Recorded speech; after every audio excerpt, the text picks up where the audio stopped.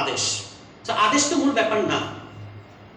আদেশের ক্ষেত্রে যেটা তারা বলছে আইনি ভিত্তি আছে কিনা, এটা কিনা সেটা কিনা, রাষ্ট্রপতি দিতে পারেন কিনা।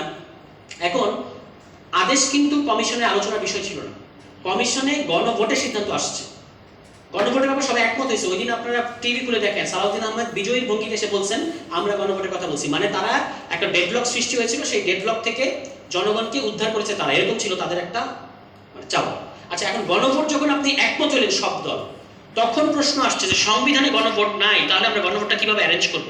তখন সালাউদ্দিন আহমেদ বলেছেন সংবিধানে নাই তাই বলে জাতীয় ইস্যুতে গণভোট করা যাবে না, এমন কোনো বিধিনিষেধ সংবিধানে নাই।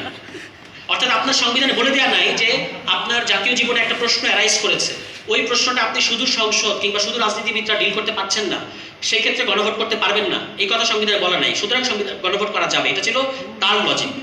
আচ্ছা, এখন কথা হচ্ছে ঠিক আছে, যেহেতু সংবিধানে গণভোট নাই কিন্তু আপনি গণভোট করতে হবে, তাহলে কোনো না কোনো একটা লিগ্যাল ফ্রেমওয়ার্ক তো লাগবে, এটাই হচ্ছে আদেশ। তখন কথা হচ্ছে ঠিক আছে, আদেশটা অন্তর্বর্তী সরকার তার মতো করে করবে, এবং সেখানে তৎকালীন অ্যাটর্নি জেনারেল বর্তমান আইনমন্ত্রী সহ সব দলের কিন্তু মানে মতামত দেওয়ার সুযোগ ছিল।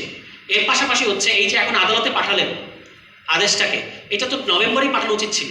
তারেক রহমান সাহেব তো গণভোটে হ্যাঁ ভোট চাইলেন, কিন্তু আপনি যদি মনে করেন যে এটাতে সমস্যা আছে, এটা পরবর্তীতে বাস্তবায়ন করা যাবে না, তাহলে আপনার অনেস্ট পজিশন হওয়া উচিত ছিল যে না, আমরা এই গণভোটের না প্রচারণা করবো, বা আমরা এই আদেশটাকে আদালতের কাছে পাঠাবো।